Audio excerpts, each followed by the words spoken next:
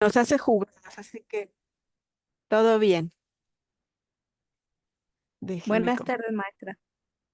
Buenas tardes, bienvenidas. Bienvenidas todos. Déjenme compartir pantalla. Ok.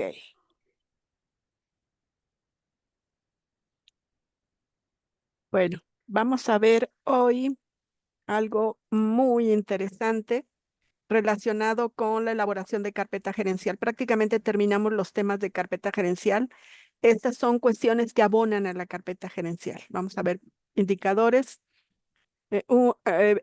ratificar lo de programa correctivo, porque vimos programa de mejora continua, proyecto de mejora, que son cuestiones diferentes. Ahorita quiero trabajar con ustedes programa correctivo y vamos a ver un poquito de tramo de control que tiene que ver con la gestión de los talentos humanos que están a nuestro cargo. Recordemos que ya habíamos hablado de indicadores, habíamos dicho que los indicadores son valores de referencia. Obviamente esos valores de referencia diseñados por el Consejo de Salubridad General, adoptados por las instituciones, con los ajustes a la normatividad de cada una de las instituciones, son parámetros que nos permiten identificar que nos acercamos a valores de referencia para considerar que la calidad de atención médica en general, ya ven que a todo le decimos atención médica, le ponemos el apellido de médica, eh, nos acerque a lo esperado, ¿sí? Obviamente hay indicadores estratégicos que tienen que ver con un programa prediseñado por los altos mandos, las direcciones generales, y a esos programas se alinean las direcciones estatales y se alinean las unidades. Hay también indicadores que tienen que ver con la gestión y dan cuenta de elementos administrativos y de apoyo. Estos indicadores de gestión son los que nos apoyan cuando tenemos la problemática, por ejemplo, de suministros. A veces nos conflictuamos entre nosotras mismas por cuestiones de suministros. Recordemos, eh, escuchamos, es frecuente escuchar al médico decir, yo prescribo. Si no le ponen el tratamiento al paciente, no es cosa mía. Pero a veces no se pone no porque el personal de enfermería no quiera o quiera evadir sus responsabilidades, sino porque no llegan los suministros. Entonces, lo ideal es que si el médico operativo considera que no es su responsabilidad, de quien sí es responsabilidad es del jefe de servicio, para que de manera colaborativa trabajemos la cuestión relativa a los insumos y no solo medicamentos, todos los insumos que tengan que ver con la prescripción, ¿sí? Estos indicadores miden diferentes procedimientos que se relacionan con diferentes procesos. Y obviamente estos procesos, estos procedimientos relacionados con proceso, eh, cuando hacemos la medición con los indicadores, con esos valores de referencia, esperamos que los resultados que obtengamos reflejen la eficiencia. He hablado con ustedes en varias ocasiones de la eficiencia operativa. Hay muchos términos que utilizamos indistintamente, los servicios de salud, las empresas, y a veces cuando nos escucha el personal operativo dice, pero es que esto no es una tienda, no es una, no es una empresa, es una institución de salud. Sí, pero como institución de salud, esas cuestiones relativas a los desempeños en las diferentes áreas tienen un costo y es algo que no podemos eludir. Si no hay eficiencia operativa, es un costo que no está redituando a las necesidades de la población. Por ejemplo, si no tenemos eficiencia operativa en la unidad quirúrgica, si tenemos demasiados tiempos muertos, al personal igual se le paga.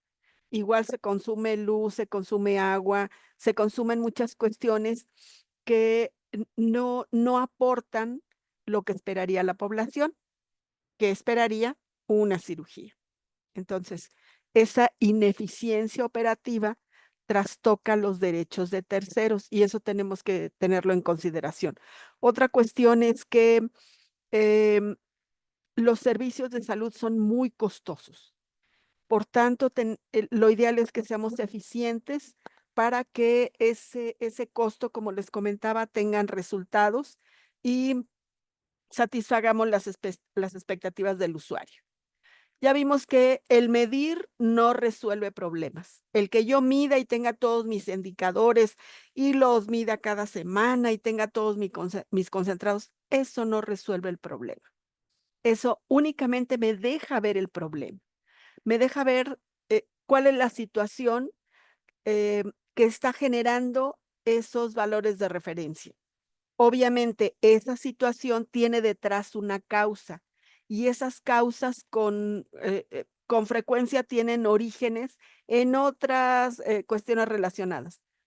Por tanto, los problemas tienen efectos y consecuencias. Lo ideal es trabajar sobre no sobre los efectos y consecuencias, sino lo que da origen a los problemas, porque trabajar sobre los efectos y sobre las consecuencias es como dar paliativos, como darle un antipirético a alguien que tiene fiebre. Sí, pero tengo que buscar por qué tiene fiebre. ¿La fiebre es patológica o es una fiebre fisiológica? Un paciente que es intervenido quirúrgicamente no es raro que presente fiebre al poco tiempo de terminar la cirugía. Y obviamente no es porque esté infectado, es por el proceso inflamatorio que genera la cirugía. Todas esas sustancias que se liberan van al hipotálamo, alteran el termostato y sube la temperatura como mecanismo protector. Entonces, si tenemos un paciente que tiene fiebre en un posquirúrgico, lo único que vamos a tratar es mantenerlo en temperatura normal, pero no vamos a empezar antibióticos, sobre todo porque ahorita ya está perfectamente definido cuando utilizamos el antibiótico profiláctico. Si fue una cirugía limpia en la que se respetaron todas las técnicas y procedimientos con el mayor rigor metodológico, no tengo por qué pensar que el paciente esté infectado, a menos que haya sido cirugía de tubo digestivo, de luz de intestinal abierta, ese sí corre mucho riesgo porque los microorganismos son microscópicos, pero en otras condiciones no. Este es un ejemplo de problemas y de que es necesario identificar las causas raíz, identificar las causas que me están llevando a que yo identifique determinadas consecuencias para tomar decisiones. ¿Qué hago con este paciente? ¿Qué hago con esta situación? Obviamente, toda intervención es con la pretensión de llevar una situación inicial a una situación objetivo. ¿Qué es lo que quiero con este paciente que estoy tomando con ejemplo? Llevarlo a la normotermia. ¿Qué tengo que hacer? Ponerle compresitas frías, mantenerlo fresco, ¿sí? Eh, no tiene gran problema, pero sí requiere observarlo. Para que un problema se resuelva, tengo que convocar a todos los que tienen que ver con ese problema, el personal relacionado. Eh, en enfermería tenemos algunas situaciones en las que también como deuda profesional, de pronto nos hace falta trabajar de manera colaborativa y apoyarnos para la toma de decisiones, dar nuestros puntos de vista. A mí me encantaba cuando el personal me hacía el honor de invitarme a valorar a sus pacientes y me decía, oye, Luzma, vente, vamos a valorar al paciente. ¿Cómo no? Con muchísimo gusto. Y ya lo valorábamos entre las 12, identificábamos posibles riesgos, posibles situaciones que tuvieran que ameritar la modificación del cuidado, em, hacer otro tipo de intervenciones, en fin. Por tanto, el trabajo colaborativo es muy importante y cuando hay un problema siempre es fundamental tener en cuenta al personal relacionado. Obviamente, para yo poder intervenir, tengo que identificar la situación base en ese problema, ya lo habíamos visto, identificar la línea de base en la que se presenta ese problema y si el problema se está presentando de manera consistente, tengo que hacer proyecciones, tengo que verificar qué es lo que está sucediendo. Ya habíamos visto que espero llevar al problema de la situación actual a una situación futura deseada y que en el análisis del problema, mientras más personas participemos en el análisis del problema, más fácilmente vamos a encontrar las causas raíz y vamos a poder identificar alternativas y tomar decisiones.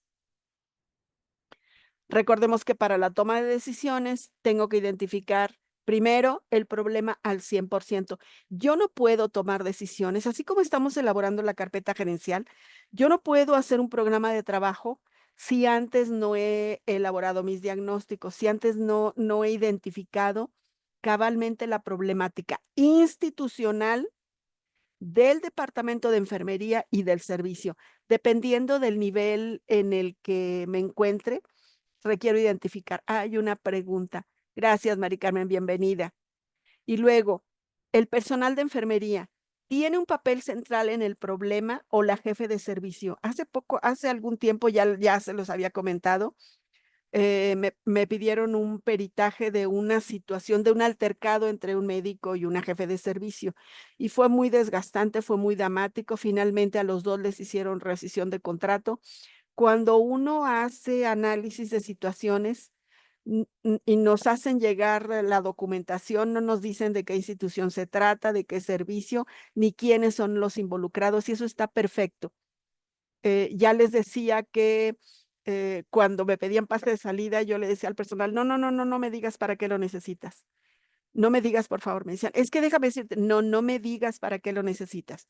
Tú valoras si lo necesitas ahorita porque tengo muy complicado el servicio". Es algo similar cuando se hace un peritaje. Al personal que hace el peritaje no le interesa de quién se trate, y mientras menos datos, personales tenga, mejor. Uno, para preservar la confidencialidad, y otro para la imparcialidad, que es un aspecto muy importante cuando se trabaja lo jurídico profesional. Okey, ¿quién está involucrado en ese problema? ¿Quién tiene que ver con ese problema?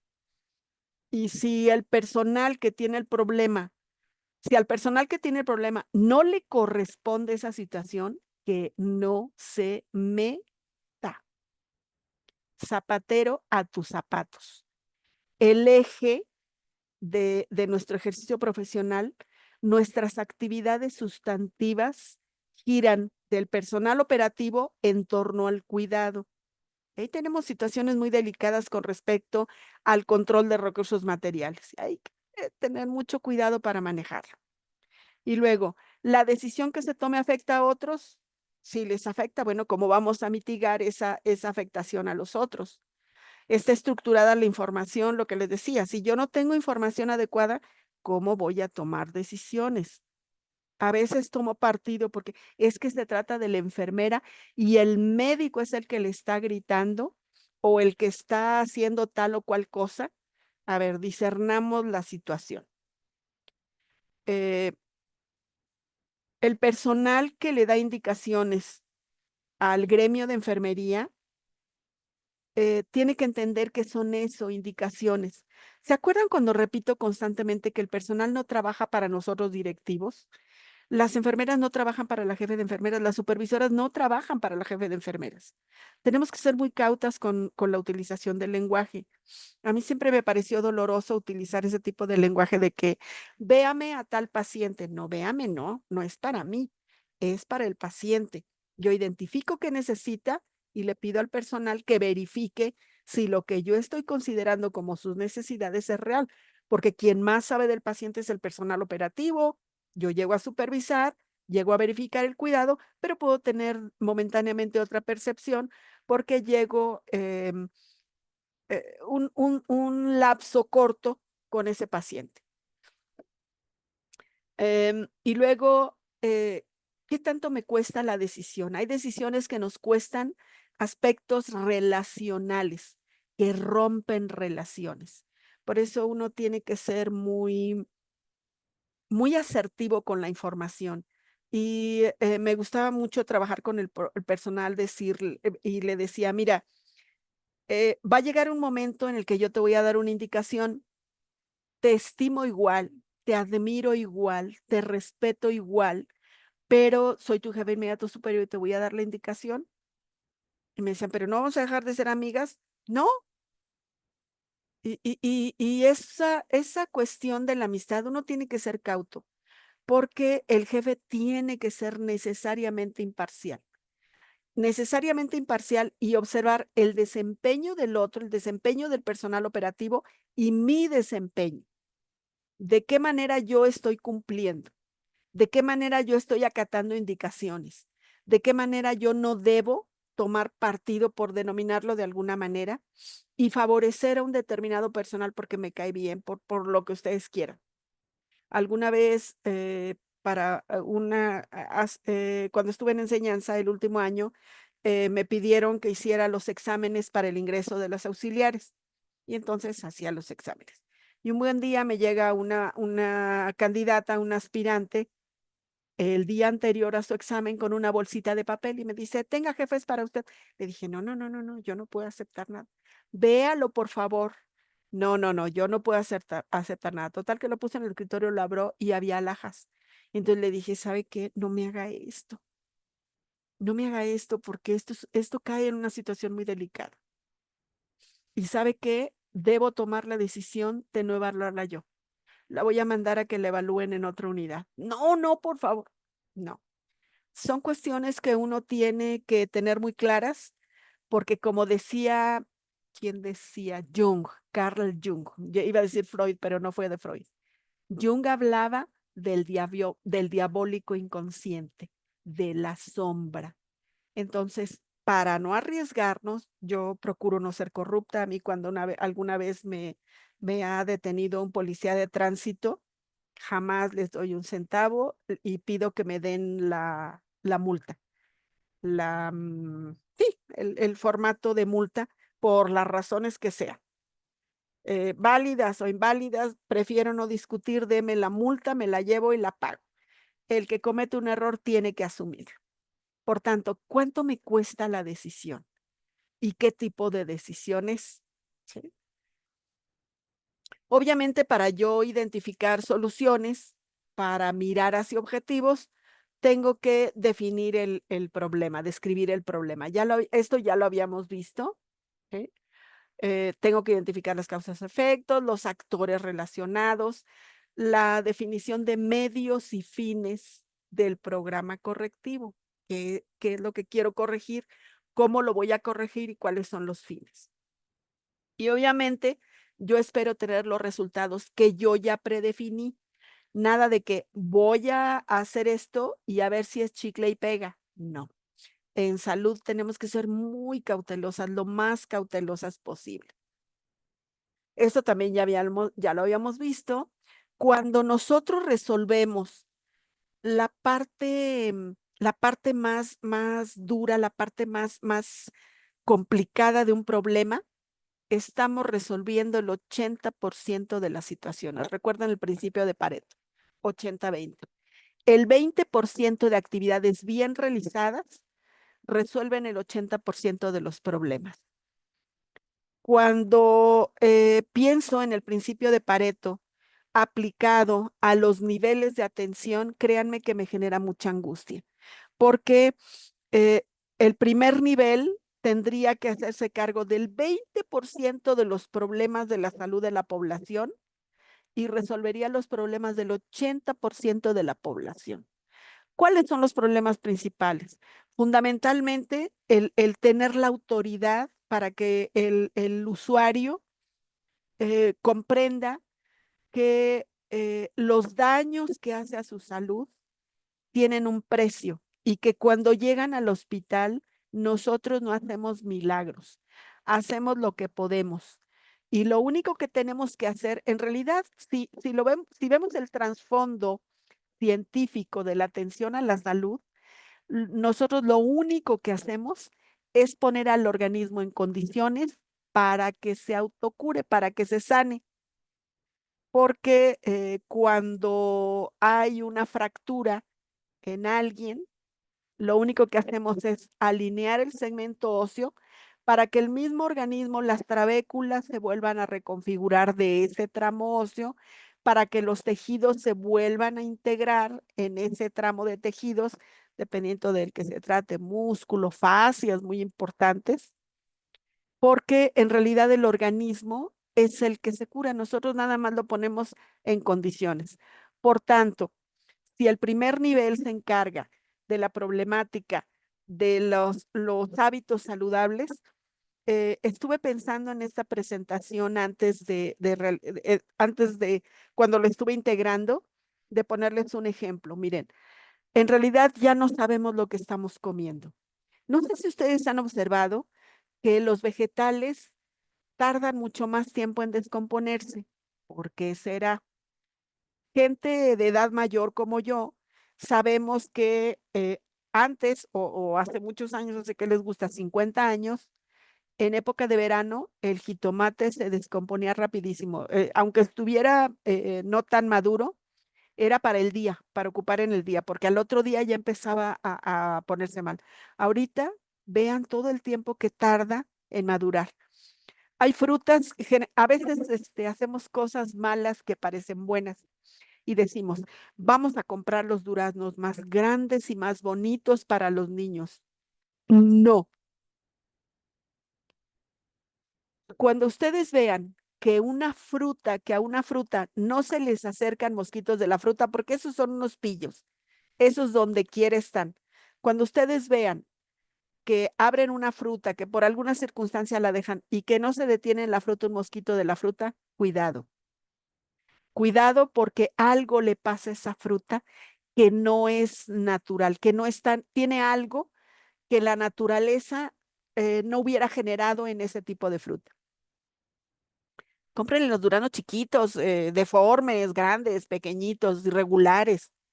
Es más fácil que esos sean los de cosechas pequeñas, de cosechas más pequeñas, porque ese cambio genético que se están haciendo a lo que estamos comiendo, un día nos va a cobrar la factura, yo espero que no, pero algo está sucediendo y más vale tener verificar esas cuestiones. Por tanto, como educadores en salud, tendríamos que estar orientando a la población. Prefiera alimentos cosechados en las zonas cercanas, procure no consumir alimentos congelados. Fíjense, yo hago kefir a partir de bacilos. Algo está con la leche porque tengo que estar seleccionando diferentes tipos de leche para ver cuál hace un mejor kefir. Lo que quiere decir que es muy probable y es una especulación, acuérdense el concepto de especulación, en relación a que probablemente le estén poniendo lactasa a la leche para que la toleremos mejor y la compremos. Ahorita estamos en una situación de eh, rapiña comercial. Se oyó muy feo, pero así es. Entonces, ¿qué está pasando con eso? No sé. Y nosotros tendríamos que estar al tanto para resolver los problemas de esa población en primer nivel. Y el que ya tiene problemas de salud, que obesidad, vamos a ayudarle con estrategias de alimentación o que se vaya con el nutricionista, con el experto en nutrición, activación física, es decir, todo eso que sabemos, que aprenda a medirse, que aprenda a pesarse, que aprenda todo lo necesario. El que ya tiene más problemas crónico-degenerativos diabéticos tiene que tener un glucómetro y se tiene que medir periódicamente y tiene que aprender a conocer su cuerpo, aprender cómo responde su cuerpo a los diferentes alimentos, porque cuando llegue descompensado, porque como en la diabetes no se siente nada, el paciente ya llega con un daño en la microvasculatura de extremidades y entonces llegan y nos gritan, ¿verdad? Y nos dicen, es que ustedes no me hacen nada, es que ustedes no me curan, son unos buenos para nada. Es que, ¿qué vamos a hacer con un tejido que ya está tan dañado?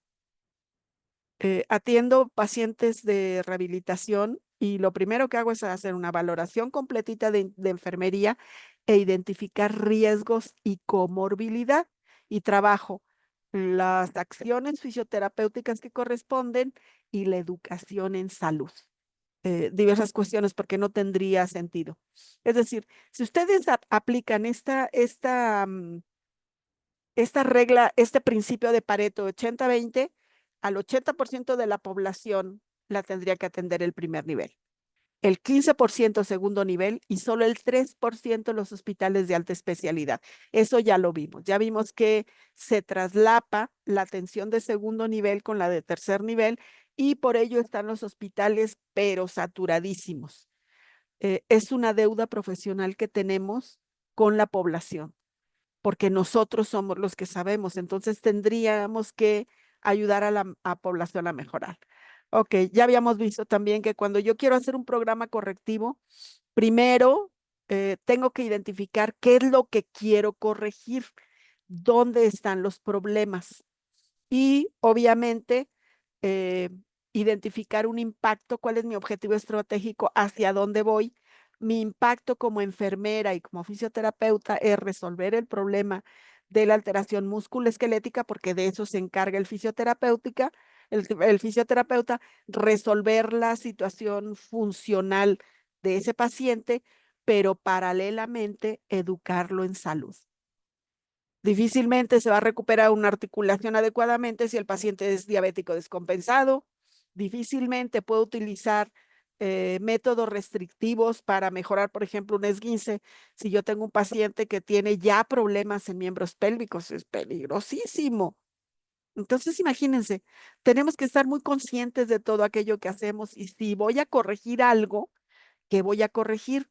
¿Qué está haciendo el personal que yo tenga que corregirlo? ¿No está utilizando adecuadamente las escalas? Tengo que hacer una jornada de trabajo en colaboración con enseñanza para corregir esa deficiencia del uso de escalas. Y luego, estamos utilizando las escalas, ya identificamos fácilmente el riesgo. Bueno, ¿cómo manejamos para que no se, cómo manejamos las situaciones del paciente, la cotidianidad del paciente, para que no se genere esa lesión dérmica, esa infección, todo lo que identificamos como riesgo alto para que suceda en el paciente? Ok, esto ya lo habíamos visto. La síntesis narrativa de un programa correctivo tiene que llevar estos 4 componentes. ¿Cuál es el fin que persigo? Objetivo estratégico. ¿Cuál es el propósito? El fin está orientado al objetivo estratégico y el propósito a la población o a la problemática a la que se dirige el programa correctivo. ¿Qué componentes tiene? ¿Es servicio? ¿Es producto? ¿Es medida de seguridad o qué es? Y luego el desglose de las principales actividades. Es fundamental que independientemente del nivel que tengamos en la cadena de mando, llevemos una agenda. Esa agenda nos permitirá programar lo que queremos hacer en nuestra semana. La semana del personal directivo de enfermería no empieza el lunes. Ustedes saben, yo empecé a descansar sábados y domingos cuando tenía como 20 años de antigüedad. Y aparte no me interesaban los sábados y domingos porque me encantaba trabajar sábados y domingos, todo el hospital era mío. Y entonces tenía muchas cosas que hacer y funcionaban bien. A la gente le gustaba trabajar esos días, procuraba hacérselos gratos, las cuidaba mucho para que no hubiera riesgos, medidas de seguridad, en el turno que fuera, mañana, tarde o noche. Y obviamente esa agenda, independientemente del día en que inicie nuestra semana, no voy a empezar la agenda el lunes, porque a lo mejor lunes es mi día de en medio. Voy a empezar el día en el que yo inicie mi semana, jueves, viernes, lunes, miércoles, domingo, el día que empiece la semana. Y voy a poner para esa semana mis objetivos principales. Y hay objetivos que pueden tener varias semanas. Bueno, pues de una vez en la agenda voy marcando. Esa agenda me permite ir dirigiendo mis acciones con precisión, dependiendo desde luego de mis áreas de responsabilidad. Si yo marco en mi agenda y voy marcando en mi cronograma de actividades, es muy fácil hacer mis concentrados finales, mis informes mensuales, porque tengo, así como yo exijo que el personal, que el directivo de primera línea, si estoy en supervisión, le pido informes mensuales al directivo de primera línea. Yo también tengo que entregar informes mensuales a mi jefe de enfermeras, y mis informes mensuales parten de la concentración de los informes de las jefes de servicio, a las que les toca en soledades a las jefes de servicio, porque ellas son las que tienen que concentrar toda la información del área operativa y generar el informe.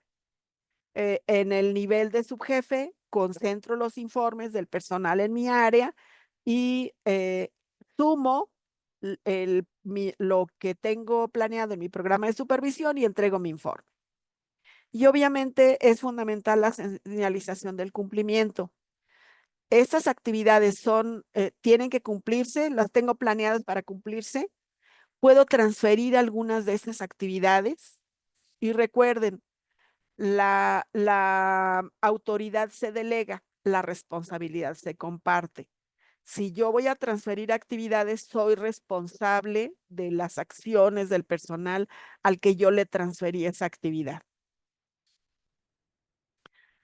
Y si voy a transferir, que voy a transferir supervisión o si voy a diferir indefinidamente esa actividad o la voy a cancelar. Tengo que marcarlo para que a fin de mes no tenga el problema de que, ay, ¿qué pasó con eso? Ya ni me acuerdo, porque tenemos tantas cosas en la cabeza y suceden tantas cosas en la cotidianeidad del trabajo del directivo de enfermería que es preferible tener registros. Ya dicen los chinos, más vale la tinta más pálida que la memoria más brillante, que la memoria más lúcida. Vamos a ver un poquito de tramo de control. Recordemos que los tramos de control tienen que ver con la cantidad de personas que un jefe es capaz no solo de dirigir, de asesorar, de supervisar de manera efectiva para mantener la eficiencia operativa. Y todo eso está calculado en lo que vimos de indicadores. Consideremos siempre algo. El personal que tiene menor preparación requiere un jefe con tramos de control más reducidos. Es decir, si yo tengo personal con menos preparación, mi tramo de control tiene que ser más reducido. Si yo tengo personal con mayor preparación, mi tramo de control es más amplio, porque mientras más preparación tenga el personal es autodirigido.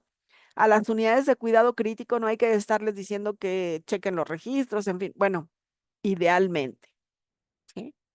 Tiene que ser personal autodirigido porque su nivel ya es de especialidad a las áreas de hemodinamia, a las áreas de oncología, a las áreas de más especialización, no tengo que estar, tengo que supervisar por muestreo, pero no tengo que hacer una supervisión tan estrecha porque es personal más proactivo, más independiente. Pero al personal auxiliar de la central de equipos y esterilización, sí necesito supervisarlo. Al personal auxiliar que está en curaciones, inyecciones y eso, sí necesito supervisarlos. De repente nos encontramos sorpresas maravillosas, como que ya taparon la tarja de yesos porque no lo manejaron como debieron. Finalmente, recordemos que la preparación del personal auxiliar, hay auxiliares muy buenos, por supuesto, pero auxiliares que tienen unos huecos. Entonces, igual, el personal de menor categoría tengo que estrechar la supervisión. Perdón, de menor preparación tengo que estrechar más la supervisión. No así con el personal con mayor supervisión. El tramo de control se relaciona con la cadena de mando. Tiene que ver con las relaciones de mando. Tiene que ver, como les comentaba, con la autonomía o profesional. Tiene que ver con los procesos del servicio y la complejidad de esos servicios. Es fundamental definir el tramo de control y la ubicación. No porque un ejemplo es el área de ginecología hospitalización y la unidad tocoquirúrgica. Yo no puedo pensar, sobre todo cuando están separadas, que generalmente están separadas, yo no puedo pensar que voy a tener una jefe de servicio que está en el sexto piso que va a supervisar un área de la planta baja. No, tengo que considerar la proximidad de los servicios. Y el responsable del tramo de control responde por el personal a su cargo. Ya les decía, de pronto el personal nos dice, no, no, pues fue la enfermera general. No, no, no, no, no. Tu jefe de servicio tiene la responsabilidad de verificar, es la función sustantiva de un jefe, verificar que el cuidado se brinde de manera segura, de manera competente, que se identifiquen los riesgos, que se trabaje en consecuencia y nada de que es que ella no quiere. Sí, pero usted, ¿qué está haciendo para que quiera? Me van a decir, pero es que eso es muy difícil. Esas relaciones de mando están mediadas por cuestiones sindicales, sí, pero recuerden, eh, nos, el, voy a utilizar un término muy coloquial. El sindicato nos come el mandado cuando no estamos bien preparadas. El contrato colectivo, las condiciones generales de trabajo, las tenemos que dominar los jefes, no para sojuzgar, no para maltratar al personal de ninguna manera, para que las cosas sean justas, para lo que cada quien tenga que hacer, que lo haga. En el tramo de control, algo muy importante es que cada uno de los subordinados recibirá indicaciones o instrucciones dependiendo del nivel de formación. Hay personal al que se le da indicaciones y hay personal al que se le dan instrucciones por un solo jefe. Precisamente por eso, en grupos de personal que corresponden a un servicio, tienen un solo jefe. Ese jefe responde por ese trabajador y por sus actividades. Sí. El directivo de primera línea, el jefe de piso, de servicio, jefe de sala, jefe de sección, como le denominen, es el responsable por ese grupo de trabajadores y por lo que pasa con ese grupo de pacientes. Por eso es tan importante la supervisión.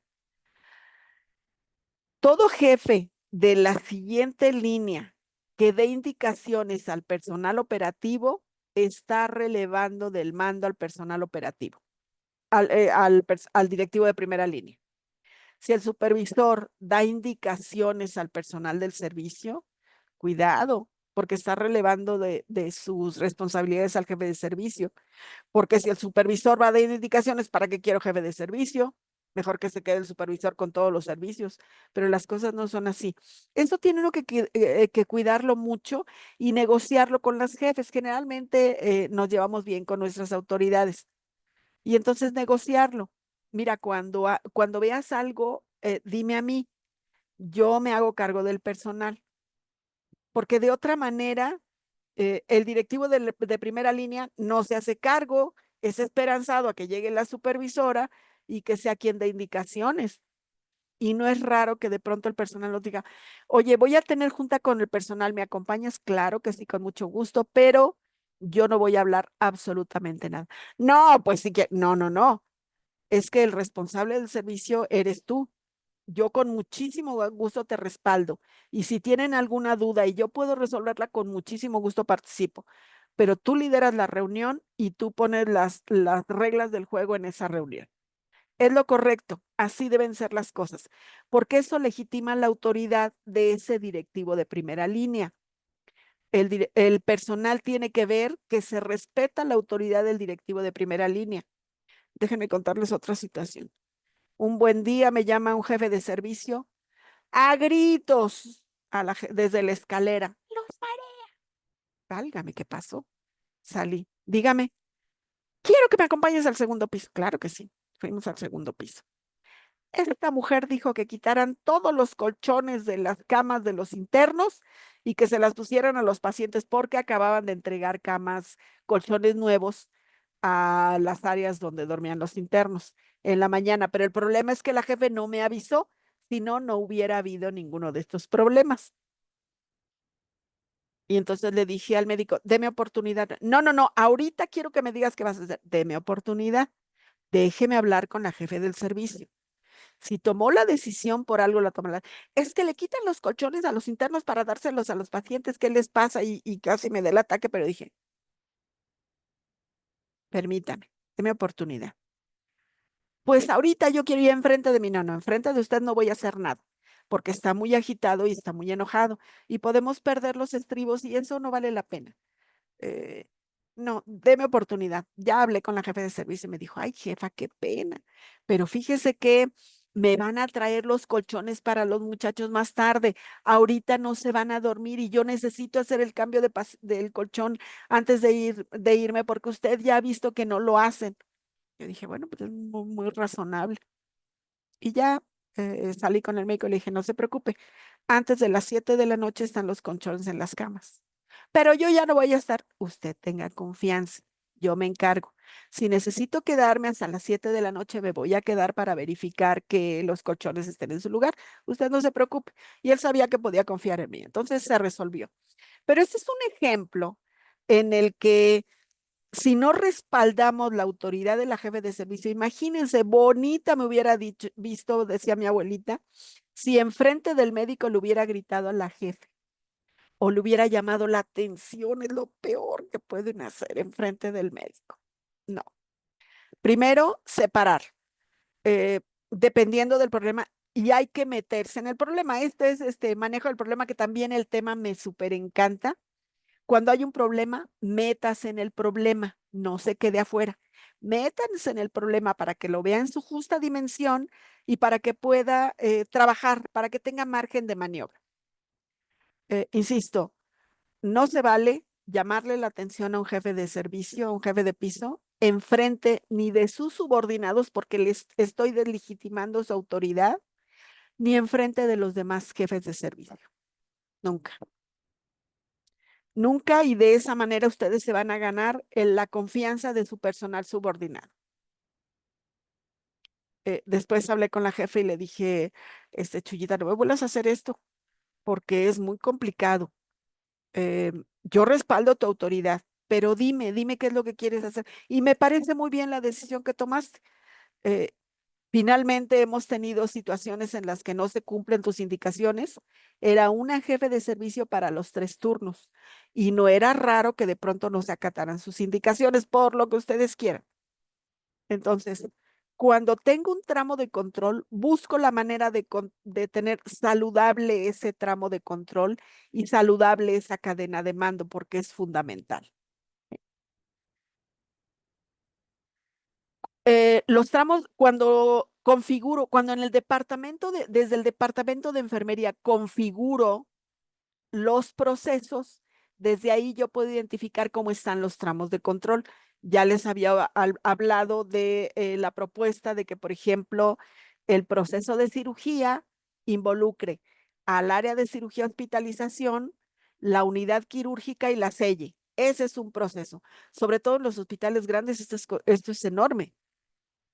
Unidades con 15, 18, 20 quirófanos. El proceso es enorme. El tramo de control es grande. El otro proceso sería hospitalización de medicina, donde está la hospitalización, digo, el proceso de medicina, donde está hospitalización de medicina, la unidad de cuidados intensivos de adultos, hemodiálisis, hospitalización de quemados, hemodinamia, es decir, todos esos servicios en los que se trabaja la medicina de especialidad, pero que no es quirúrgica. Y luego hospitalización de pediatría, todo lo que tenga que ver con las áreas pediátricas.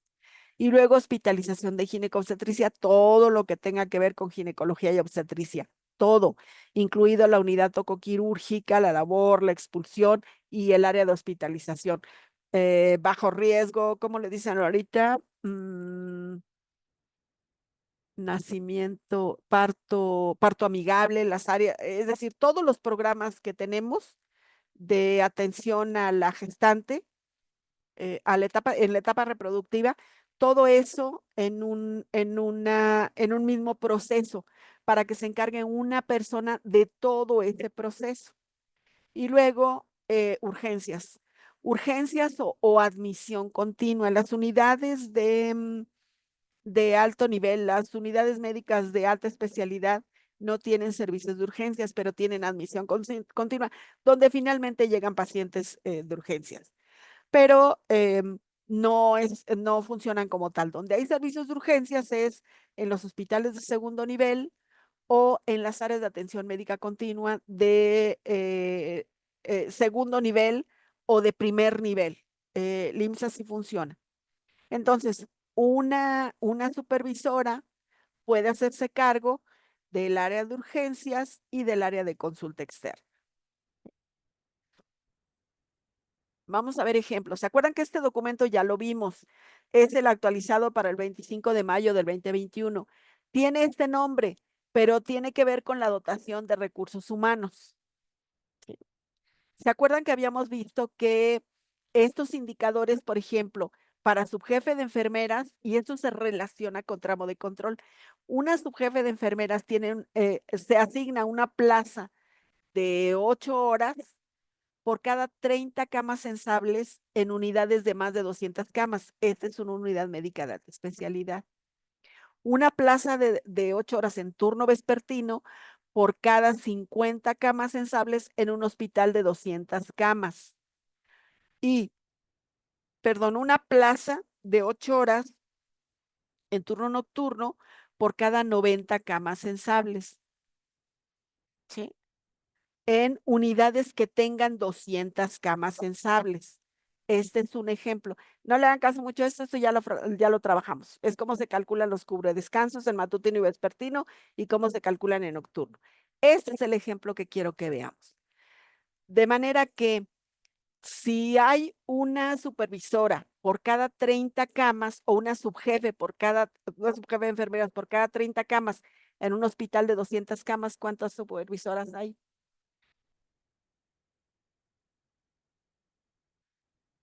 Sin pedacito de supervisora hay seis supervisoras, ¿sí? En turno matutino, porque es un hospital grande. Imagínense un hospital de 200 camas, ¿cuántos quirófanos necesita? Y si es únicamente de adultos, además de cuántos quirófanos necesita, cuántas áreas de subespecialidad. Si nos ubicamos en el INCAM, por ejemplo, tiene servicios de oncología adultos, pediátricos, admisión continua, en fin, consulta externa de especialidad, donde se hacen procedimientos, hay mucho personal asignado y admisión continua es grande. Entonces, estas son las supervisoras para turno matutino. En la tarde, ¿cuántas habrá? Si es una plaza de 8 horas por cada 50 camas, hay 4 supervisoras. Por tanto, tengo que definir muy bien los procesos porque en la mañana puedo tener distribuidos recursos humanos, por ejemplo. ¿Quién maneje todo lo de recursos humanos? ¿Quién maneje lo de recursos físicos y materiales? Y las demás supervisoras en los procesos de enfermería. Pero en la tarde no. Quiere decir que, que quien se encargue de recursos humanos de su jefe en turno matutino va a ver los talentos humanos de los 4 turnos. Quien se encargue de recursos físicos y materiales va a ver los recursos físicos y materiales para los 4 turnos. Y para los demás procesos se van a distribuir las supervisoras porque son menos. Y luego imagínense en la noche nada más va a haber 2 supervisoras para todo el hospital. Obviamente, esta es la razón por la que les digo que es importante proteger turnos, turno vespertino y más turno nocturno. Yo siempre procuré proteger mucho turno nocturno por ese tipo de cuestiones. Es menos personal. No hay áreas administrativas, entonces es muy complicado, son muy complicados los procedimientos en turno nocturno. Luego, ay, Dios, ok. Eh, En esta misma unidad médica de alta especialidad, dependiendo de las áreas, les describe hospitalización, una jefe de piso por cada 25 a 52 camas. Recuerden que ya hicimos el cálculo de personal y nos salió aproximadamente una enfermera por cada 6 camas en un hospital de segundo nivel de cirugía, perdón, de medicina. En segundo nivel de medicina interna, es una enfermera por cada 6 camas y en las áreas quirúrgicas que son aparentemente menos complicadas tenemos una enfermera por cada 8 camas. Pero en estas unidades médicas tenemos indicadores similares. Si tenemos 25 camas en un servicio y se asigna una jefe de enfermeras en un servicio donde haya 33 camas, aproximadamente ¿cuántas enfermeras hay? ¿Quién dice yo? Acuérdense de sus servicios. Bueno, ¿hay alguien ahí? ¿Puede repetir, maestra, por favor? Sí, en un área de hospitalización de una unidad médica de alta especialidad que tenga de 25 a 30, 33 camas, más o menos, ¿cuántas enfermeras tienen? Serían 8. 5 a 6. 5 a 6. Es que dependiendo del indicador que estén manejando. Por ejemplo, si están manejando un indicador alto, quiere decir que es un servicio muy complejo. Entonces pueden tener 8 enfermeras, porque están manejando un indicador de 4.5 a 5, 5.2. Ujú. Pero si están manejando un indicador más bajo de hospitalización, un 3.54, van a tener 4 o 5 enfermeras. Bueno, ese es el tramo de control de esa enfermera jefe de piso. Ese es el grupo al que dirige y con el que tiene que lograr mejores resultados. Diferente es en un área de hospitalización, por ejemplo, de 58 camas. Vamos a ponerle, para estar en indicadores, vamos a ponerle 52 camas. Si el piso tiene 52 camas, tiene muchas más enfermeras, pero no tiene más de 6, vamos a poner un indicador alto, no tiene más de 8, 9 enfermeras, 10 enfermeras. Es un tramo de control controlable.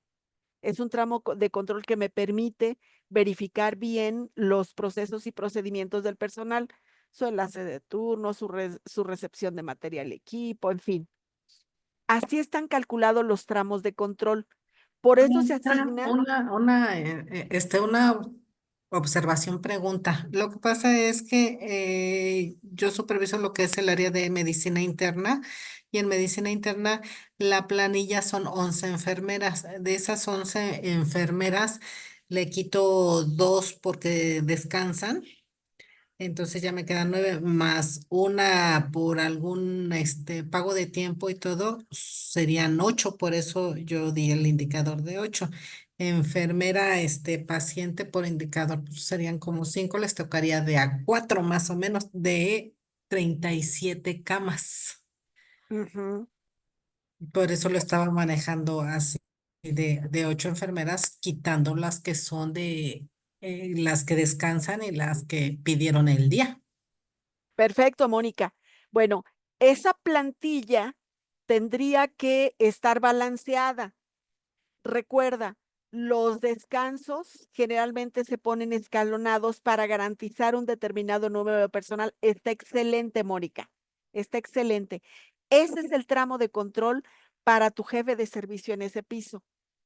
Y si observas, el tramo de control no es muy grande. ¿De qué depende el tamaño del tramo de control? Ya lo veíamos. Hospitales médicos de unidades médicas de alta especialidad no tienen auxiliares, prácticamente no tienen auxiliares. Tienen puro personal profesional o deben tener puro personal profesional. Por ejemplo, en San Luis Potosí tenemos el problema de que las 4 unidades médicas de alta especialidad tienen auxiliares. Tienen auxiliares porque en los procesos de contratación así se dio. Entonces, habrá que esperar a que se jubilen esas auxiliares para entonces ya dejar todo el personal profesional nada más. Y bueno, así lo manejaban servicios de salud. Ahorita que transita, bueno, esa es la situación que se está dando. Entonces, observen que se asigna una jefe de servicio en tramos de control no muy grandes. Por ejemplo, en cuneros y prematuros, una jefe en turno matutino a partir de 25 cunas o incubadoras. Y lo ideal es que en cuneros y prematuros yo siempre procuré tener jefe de piso por servicio, por turno, perdón, para matutino, vespertino y nocturno, porque son servicios muy delicados. Perdón, en cuneros sí es viable, pero en prematuros no. En prematuros es indispensable tener a la jefe de servicio de apoyo. Quirófanos, una plaza de 8 horas en turno matutino y una en vespertino por cada 2 salas de cirugía y 2 salas de procedimientos, es decir, por 4 salas. En la unidad quirúrgica, nada más matutino y vespertino. En nocturno, jefe de servicio, no. En tococirugía, una enfermera jefe de servicio a partir de 3 salas de expulsión. O esas unidades que son más pequeñitas y que tienen 2 salas de expulsión, pero que tienen anexa el quirófano, bueno, ahí una jefe de servicio. Esto tiene que ver con cómo está considerada la estructura, porque yo no puedo esperar que una jefe de servicio se esté cambiando para ir a otro servicio. Lo ideal es que sean áreas que sean áreas contiguas porque ese tránsito, además de los riesgos de contaminación, los tiempos y los movimientos. No puedo esperar a que el personal esté transitando de una área a otra para resolver que yo necesito una jefe de servicio en cada una de las áreas. Tú, Maestra, adelante. sí, entonces se tiene una en el área quirúrgica, para lo que es selle, toco y quirófano. Dependiendo del tamaño, Ujú. Mari Carmen, porque si tienes la unidad quirúrgica separada de la unidad tocoquirúrgica, es una jefe de servicio para la unidad tocoquirúrgica y una jefe de servicio para la unidad quirúrgica. Y si a la unidad quirúrgica está prácticamente anexa la central de equipos de esterilización y tiene hasta comunicación, ¿para qué necesitas otra jefe de servicio en selle? Ok, Porque está considerada una enfermera general en selle. Bueno, una o más de una enfermera general en selle, dependiendo del número de camas. También recordemos que el personal de selle se asigna a partir del número de camas. La asignación es por estructura. Recordemos, el personal calculado por camas es nada más para hospitalización. Todas las demás áreas se dotan por estructura, urgencias, áreas de estudios especiales, central de equipos y esterilización, áreas de suministro. Todas esas áreas son por estructura y algunas hasta por productividad. La central de equipos y esterilización es por estructura, por número de camas. Por cada 100 camas se asigna un determinado número de enfermeras generales y auxiliares de enfermería. Son las únicas áreas donde hay auxiliares de enfermería que, bueno, creo que gradualmente se va a ir modificando esta, esta forma de trabajar porque, miren, otro problema es que considerábamos que en los primeros niveles podíamos asignar auxiliares, por ejemplo, las áreas de vacunación, no, auxiliares en salud pública. No, el precio es alto.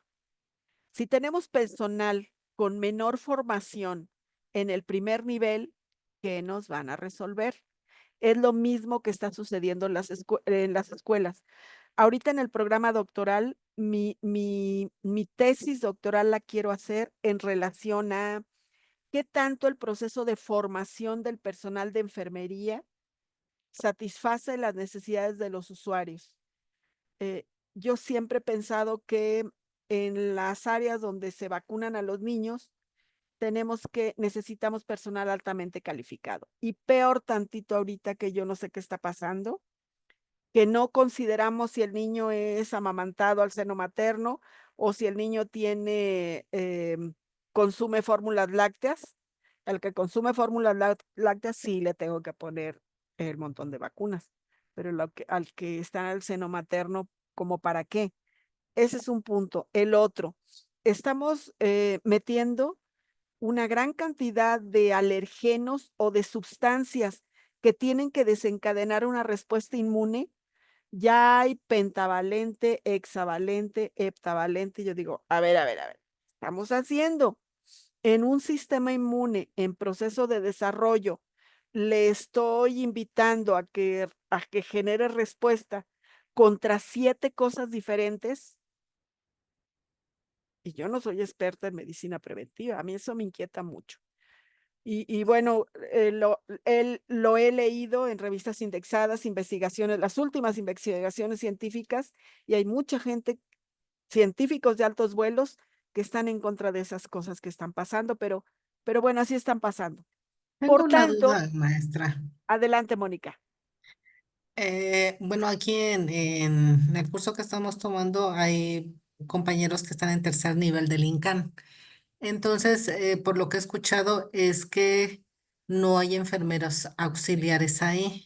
Entonces, a los licenciados en enfermería se les toma como general o tienen ya una especialidad. No sé cómo está distribuido, sí me gustaría que me lo aclararan. ¿Alguien del INCAN quiere aclararlo? Sí, maestra. Vale. Adelante, adelante, Nidia. Sí, no tenemos la categoría de auxiliar, tenemos nada más general A, B, C, bueno, A, B y tituladas. Y comúnmente las categorías que, que son de general A o B son las personas que hicieron bueno, más bien que no tienen licenciatura y que solamente tienen una carrera técnica. Ellas son las que ocupan esas plazas. Y ya de ahí, pues están las tituladas, la ABC, que son las que están en proceso de titulación o las que ya tienen la licenciatura, y posteriormente ya las especialistas, que igual son la B y la C. Entonces, por competencia se quedarían nada más las especialistas y las técnicas fungirían como auxiliares.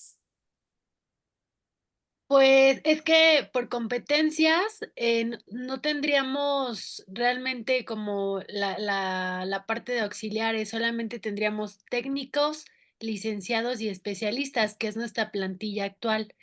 Y, realmente, como no tenemos precisamente esta categoría de auxiliar, las funciones o las actividades e intervenciones, solo se diferencian de acuerdo al servicio en el que están asignadas, pero realmente, pues, realizan toda la parte del cuidado, no es seccionado. Por ejemplo, una persona que tiene asignado o que tenemos, nuestro indicador aproximado en hospitalización va de 5 a 6 personas que cuidamos, y a esa cantidad de personas se le asigna una profesional de enfermería y realiza el cuidado integral. Por eso tenemos grandes problemas con, pues, con la plantilla, porque como es cuidado integral, resulta ser insuficiente la cantidad de profesionistas que tenemos actualmente, por la complejidad de los pacientes. Muchísimas gracias, Nidia, y muchísimas gracias, Carmen, por la pregunta. Es excelente. Fíjense, cuando les comento que tendríamos que conocer el perfil profesional del personal, son cuestiones que no siempre podemos trabajarlas por lo corto de las plantillas, pero idealmente tendríamos que identificar qué espacios tienen menor complejidad del cuidado para asignar al personal dependiendo de sus habilidades y de la competencia profesional. Porque es cierto, así sucede y de igual forma, así, ahorita me regreso a lo de los procesos educativos del personal de salud. Se distribuye al personal como llega, a quien tengo. Tengo una técnica, tengo una enfermera licenciada, tengo una especialista que no tiene todavía el nombramiento de especialidad para entrar a las áreas de especialidad. Se distribuye de esa manera el personal. ¿Es complicado? Sí, sí es complicado. Lo ideal es que tengamos la precaución de distribuir al personal dependiendo del proceso de formación, porque imagínense, en un hospital, en el hospital de tercer nivel, unidad médica de alta especialidad, entra una licenciada en enfermería, ni siquiera fue una técnica, una licenciada en enfermería y el líquido que tenía ordenado, la solución que tenía ordenada para gastroclisis, si no se da cuenta la jefe de servicio, se la pasa intravenosa. Y ese es un ejemplo de muchos, y licenciada en enfermería. Es decir, si bien tenemos diferentes niveles de formación, el medio superior, que es el nivel técnico, tenemos que conocer qué es lo que sabe ese nivel técnico, qué es lo que, hasta dónde llevaron a ese personal de nivel técnico en cuanto a conocimiento. Recuerden que el personal de nivel técnico tiene un 80% de formación práctica y un 20% de formación teórica. Luego entonces puede tener ausencias respecto al conocimiento, que también hay gente que estudia mucho. Esa es una excelente participación. Muchas gracias a las dos, porque me remite a tener que identificar los perfiles profesionales del personal que tengo para asignarlo. Por eso ahorita que están en transición, les han pedido su documentación. Se van a respetar los niveles profesionales, pero es fundamental saber con quién cuento, a quién tengo, Desde esa perspectiva, el técnico en enfermería general tiene un 20% de revisión de aspectos teóricos y un 80% de aspectos prácticos. El licenciado tiene un 60% de revisión de elementos teóricos y un 40% de práctica. El especialista, obviamente, tiene aproximadamente el 20-30% de elementos teóricos porque ya tiene las bases y ya nada más se enfocan a la especialidad y lo demás es de elementos prácticos de desarrollo en la especialidad. Entonces, conociendo todo esto, tengo que utilizarlo para asignar al personal, porque cuando hay omisiones o cuando hay errores, tengo que entender que tiene que ver con el proceso de formación del personal, tiene que ver con lo que sabe el personal. Y obviamente, dependiendo del personal que tengo que considerar durante la supervisión los procesos de asesoría, enseñanza incidental durante la atención del paciente. Pero si yo no sé quién es técnica, quién es licenciada, quién ya hizo especialidad y nada más distribuyo hacia el personal, tengo huecos. Necesito conocer. Esos son cosas, esas cosas sí necesito conocerlas. Más allá de saber cuestiones personales del personal que no tengo por qué saberlas, esas cuestiones sí tengo que saberlas. Y fíjense, les platicaba que teníamos un problema muy serio con las especialidades, porque este periodo de confinamiento nos hizo disparar el uso de tecnología, pero me limitó en el desarrollo de habilidades técnico-instrumentales, de habilidades procedimentales para el personal que estuvo en formación. Y lo mismo sucedió a todos los niveles. Entonces, imagínense, a este hueco le sumo que están saliendo infinidad de ofertas de especialidades a distancia. O sea, como para qué les gusta. Ustedes quisieran recibir en un centro de mezclas oncológicas a un personal que obtuvo el diploma de especialista en oncología a distancia, que en su vida vio una campana de flujo laminar, que en su vida trabajó las técnicas y procedimientos para las mezclas oncológicas que son tan delicadas y que pueden ser tan peligrosas. No se podría, maestra, no podría entrar en esa área. Y sin embargo se está dando, Nidia, Siempre se ha desgraciadamente, dado, siempre ha sido así. perinatólogas, geriatras, en fin, salud pública, salubristas, mis respetos, yo amo a las salubristas, pero con formaciones a distancia, espérenme.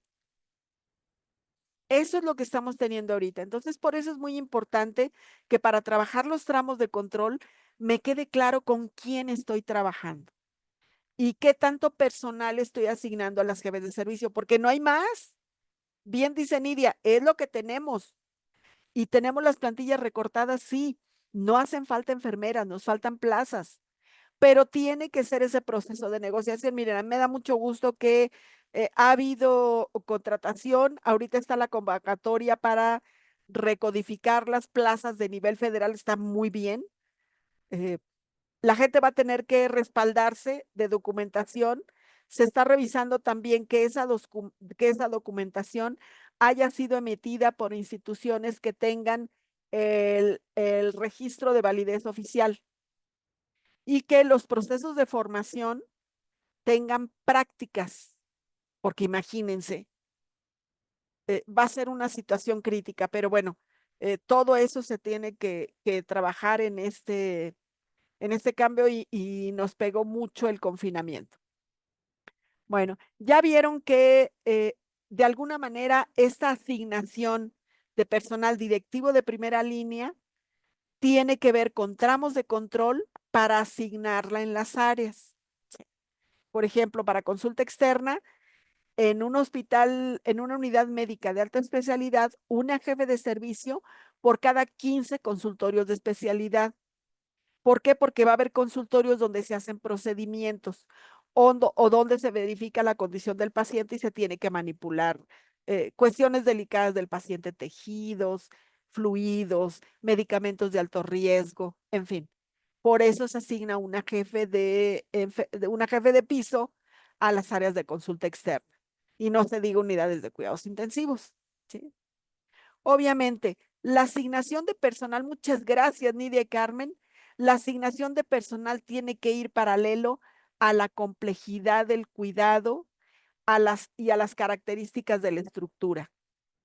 Tiene que considerarse el perfil del personal operativo, porque si yo asigno responsabilidades a personal cuyo proceso de formación no da para esa alta complejidad del cuidado, primero lo voy a tener súper estresado, porque hay cosas que no sabe, lo voy a tener muy angustiado y probablemente no satisfaga los requerimientos del cuidado como tal, porque el proceso de formación no me da para ello. Obviamente, la ubicación y la rotación del personal tiene que correr paralela al conjunto de habilidades y competencia profesional. Estos son aspectos fundamental para la gestión del talento humano o la gestión del recurso humano. Difícil, sí es muy difícil. Cuando regresé de fuera del país, me puse a arrastrar el lápiz para trabajar la rotación del personal por perfiles. Y entonces fue muy difícil, fue muy complicado. Me llevó como 2 meses antes reunir los perfiles, hacer observaciones del personal, entrevistas que me dijeran dónde se sentían más competentes y verificar esa competencia. Y de repente me llevé sorpresas, ¿eh? Que me decían, no, no, es que a mí me encantan los niños. Sí, pero no era competente con los niños. Y había cosas drásticas. Entonces, todo eso hay que considerarlo para la asignación del personal en relación con los tramos de control. ¿Sí? ¿Hay preguntas hasta aquí? Comentarios con toda confianza, por favor. Sí, maestra, yo, Nidia. Adelante, Nidia. Mis preguntas van dirigidas respecto a la primera parte de la sesión de hoy, donde hablamos de indicadores. En el INCAN estamos recientemente construyendo una administración de calidad en enfermería. Excelente. Entonces, una servidora es la líder de esta administración. Sin embargo, quisiera pedir su opinión para saber por dónde empezar, ya que en la institución no tenemos precisamente una alineación muy certera con el área de calidad en enfermería y por ende resulta un tema muy agresivo y Escabroso. exacto, sí. Entonces, ¿usted por dónde nos sugiere que como institución y como equipo de la Subdirección de Enfermería Oncológica, evidentemente, comencemos? Y digo, me gusta comentarlo porque dentro de este curso hay muchas de nuestras líderes también que son jefes y supervisoras y no estaría mal que, pues, que todos escuchemos esto para que empecemos a trabajar un poco más en equipo, entendiendo que si somos más, evidentemente el resultado puede ser más favorable. Dice con el quid de la situación. Lo ideal es el trabajo colaborativo. Si ustedes quieren llevar al INCAN a ser un hospital de clase mundial, tienen que lograr la colaboración de todos, la participación de todos. El primer punto es la participación de todos. Y el segundo es identificar dónde están sus puntos críticos para resolverlos. Hagan de cuenta que quieren someterse a una evaluación ISO 9000. Hoy 14,000, déjame acordarme. Vamos a quedarnos en ISO 9000. ¿Sí? Vamos a suponer que ustedes quieren hacer un proceso de certificación. ¿Qué es lo que tienen que hacer? Primero, lo que están haciendo ahorita les va a dar mucha pauta para trabajar esa gestión del cuidado orientada a la alta calidad. El diagnóstico ya les dio, ya pudieron vislumbrar dónde tienen problemas para empezar de todo el INCAN y para seguir de los diferentes elementos en el departamento de enfermería. y sobre todo de los talentos humanos. Lo primero es reunirse e identificar cuáles son los puntos críticos que tienen que llevar a, em, al aseguramiento de que esos puntos críticos están controlados. Y obviamente tienes toda la razón, Nidia, es indispensable el trabajo colaborativo. No es posible que únicamente el departamento de enfermería sea el que impulse al INCAN a un hospital de clase mundial, a un hospital de altísima calidad. Ya de por sí el INCAN tiene un gran prestigio en el país. No se imaginan ustedes cómo son reconocidas el personal de enfermería, porque los pacientes que van al INCAN y que regresan a los estados y que nos platican cómo son atendidos, despiertan la admiración del personal, de las colegas de diferentes lugares de la República hacia ustedes. Entonces, esto que quieren hacer es excepcional, porque ya tienen muy buenos resultados, ya tienen muy buenos productos en función de la gestión del cuidado. Bueno, en grupos, yo las convocaría a que de manera colegiada identifiquen la problemática, los puntos críticos del departamento, los puntos críticos particularmente del cuidado, porque es lo que quieren resolver, ¿verdad? Sí, exactamente, puntos críticos de la atención y del cuidado, pero por ahora solo en el área de enfermería, pero pues resulta complejo porque desafortunadamente es mucho, es Pero, mucho, no sé por dónde empezar. Ajá. y además, todos los procesos de enfermería se ven afectados por todo lo que pues, sucede con los demás, por el personal del laboratorio, por los auxiliares de diagnóstico, por el personal médico, por el personal en formación. Ustedes tienen un mundo de personal en formación, tienen un mundo de residentes. Así es, tenemos un mundo en general muy grande, de todas las disciplinas del área de la salud, es muchísimo. Por supuesto. Ahí la ventaja es que el exceso de personal en formación de alguna manera favorece la atención que se dé en el INCAN. Mira, Carmen Pimentel nos dice, sugerencia, en el catálogo del MUEC hay indicadores y procesos muy específicos a seguir para lograr su alto nivel en el cuidado. Una revisadita al MUEC. ¿Se acuerdan que ya vimos algunos aspectos? Revisen toda la publicación, está larguísima, si no me equivoco, son como 103 hojas, pero vale la pena identificar aspectos que pudieran trabajar. Y lo más importante, identifiquen los puntos críticos y busquen las causas raíz. No se quede nada más con que está pasando esto, pudiera ser, no, no, no, no. Arrastren el lápiz e identifiquen cuáles son las causas raíz, porque Nidia, en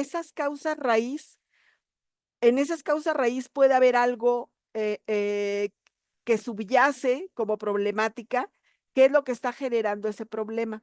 Y a lo mejor es hasta ajeno al personal de enfermería. Claro, sí. Y Ujú. entonces es excelente, es una cruzada excelente, es una cruzada descomunal. Como bien dices, es un trabajal tremendo y lo ideal es que estén alineadas todos los directivos. Primero hagan reuniones colegiadas al interior del departamento de enfermería. Tienen muchos directivos, muchísimos directivos en los 3 turnos.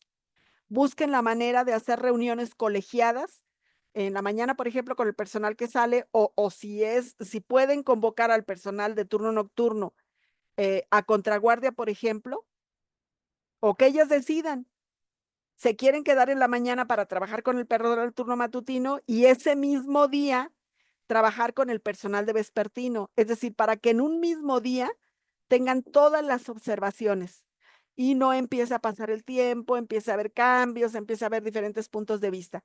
Lo ideal es esas reuniones colegiadas primero de los directivos de enfermería que están al interior del departamento. Después irse con todos los jefes de servicio, que también tienen un mundo de jefes de servicio. Bueno, reunirse de manera colegiada, jefe de enfermeras y supervisoras y subjefes de turno matutino con todas las jefes de servicio de turno matutino y si se puede, de una vez con las de turno vespertino, porque son personal que sí pueden sacar de los servicios. A quien no pueden sacar de los servicios al personal operativo.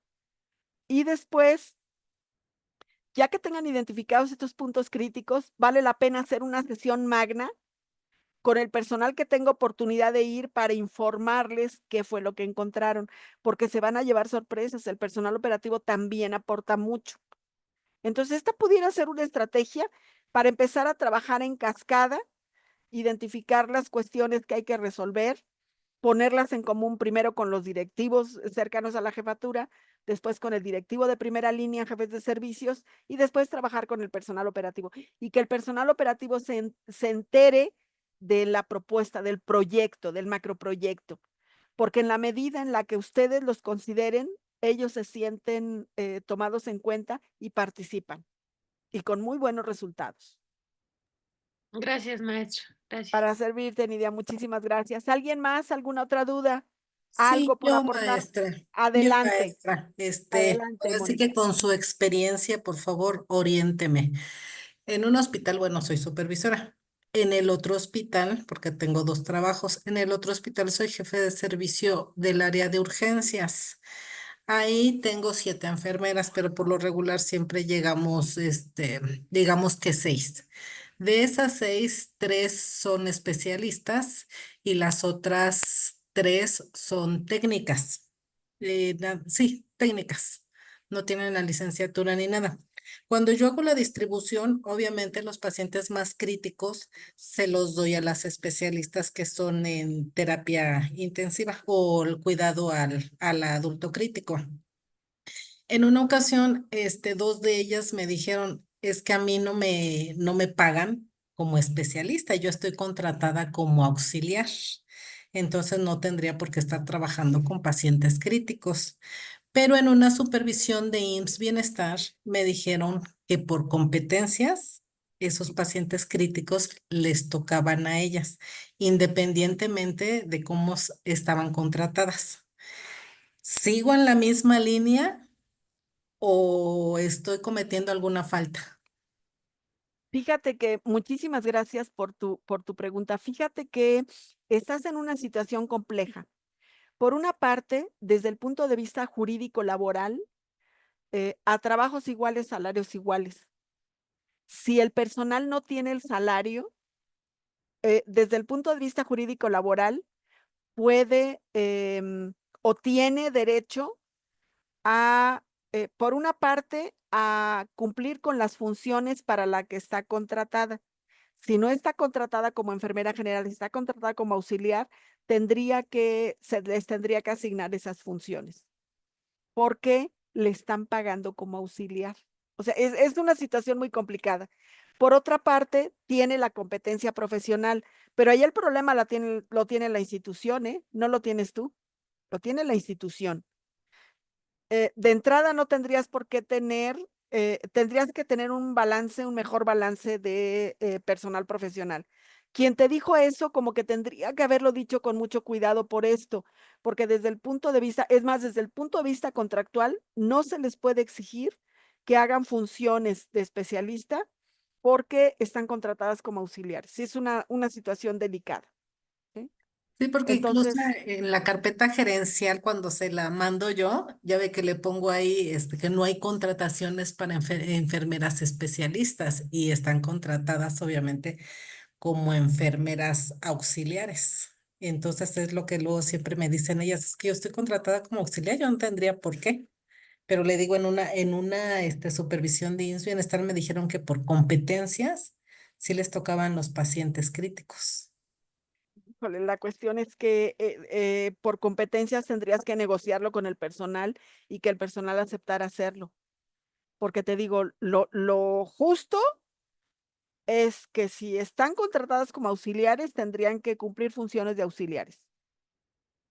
Ahí lo que se tendría que hacer es buscar la manera de que se recategoricen, porque se va a hacer, si tienen plazas federales, se va a hacer la recategorización. De hecho, Ujú. está abierta la convocatoria.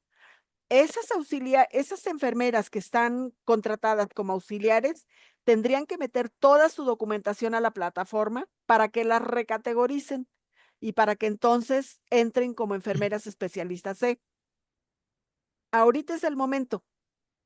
A lo mejor te las ganas para buscar de que te apoyen en ese sentido, diciéndoles que pues de una vez busquen la recategorización, pero eso no depende de ti, depende de ellas. Ok. Muchas gracias, maestra. Para servirte, Mónica. ¿Alguna otra pregunta? Maestra, Adelante, Mari Carmen. eh, em, mi pregunta no está fuera de este tema. Eh, Hemos trabajado sobre la distribución y eh, cómo se van a distribuir pues el personal, el recurso humano. Hicimos el ejercicio y todo muy bien. Sin embargo, yo tengo la duda con respecto a los insumos. No sé si hay una fórmula para sacar los insumos o el material de curación.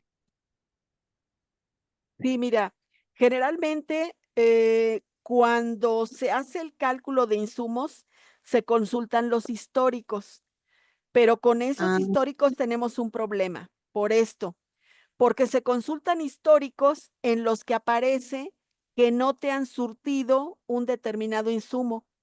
Y ujú, entonces a veces el directivo administrador dice, pues es que este no lo necesitamos porque pues no se surte porque no hay, pero lo necesito.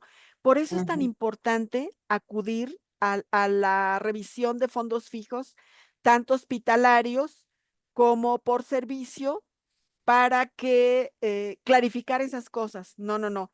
Es que si el consumo es bajo, es porque no me los están surtiendo, pero los necesitamos en el servicio.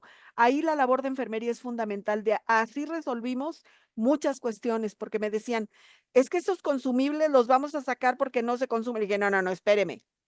Esos consumibles no se han consumido porque ustedes no los surten, pero los necesitamos.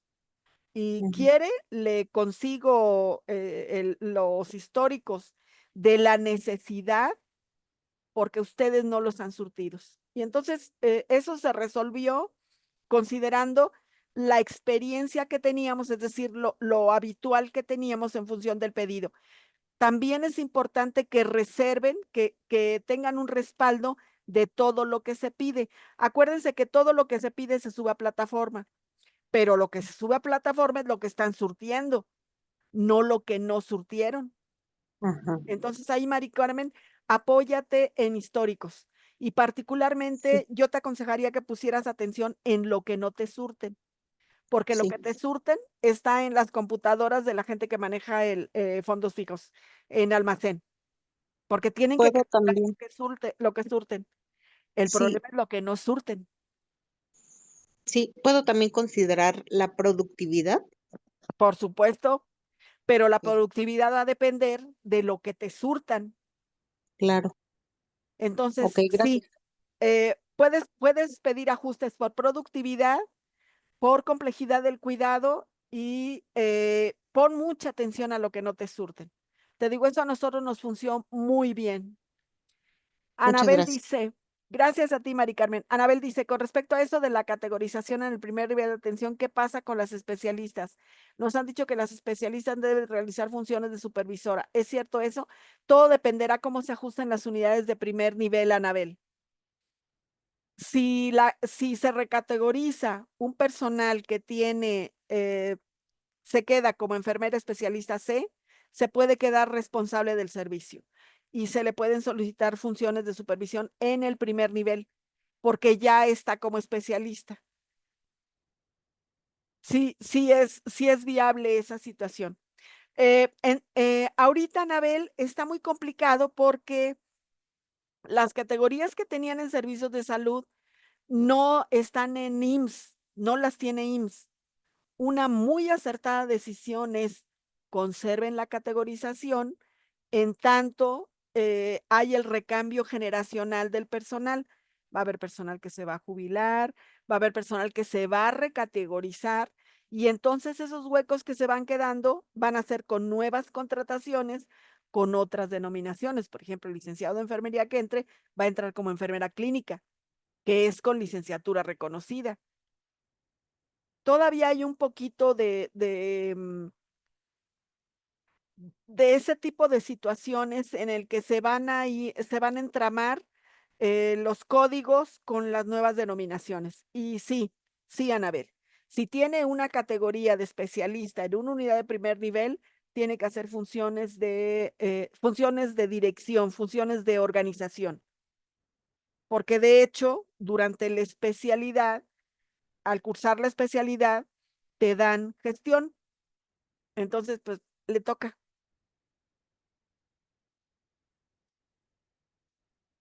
Bueno, si no hay preguntas, muchísimas gracias. Es un verdadero honor trabajar con ustedes. Por aquí nos vemos el lunes. Ahorita cerrando la sesión, les mando la presentación. Sí, maestra, gracias. Hasta el lunes. Gracias. Hasta el lunes. Muchas gracias, buenas tardes. Para servirles. Buenas tardes. Gracias, Buenas tardes, maestra. Alma. Gracias, Enrique. Gracias a todos. Gracias, maestra. Hasta